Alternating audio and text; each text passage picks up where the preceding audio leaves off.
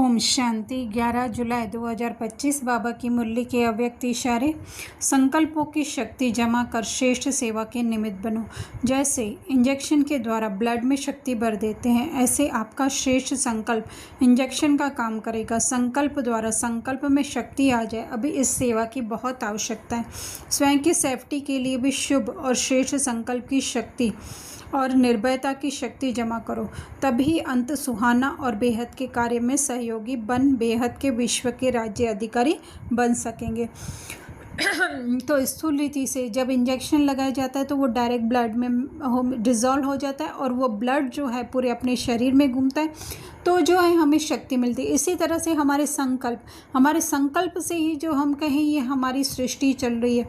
जब वो हमारे संकल्प जो है वो श्रेष्ठ अपने सत्य स्वरूप में इस देह से न्यारे, इस ड्रामा से न्यारे होंगे, तो बाबा कह रहे हैं उस सेवा की जो है अभी आवश्यकता है। स्वयं की सेफ्टी अर्थात जो हमारे अलग अलग इल्यूशन है, माया है या जो कहें छलावा है, वो जो है हमें भ्रमित करता है और हमारी सत्य स्वरूप से हमें दूर करता है। तो वही जो है हमारे श्रेष्ठ संकल्प क्या हो जाएंगे, सेफ्टी, अर्थात कि हम उनके प्रभाव में न आकर अपने सत्य स्वरूप में स्थित रहेंगे।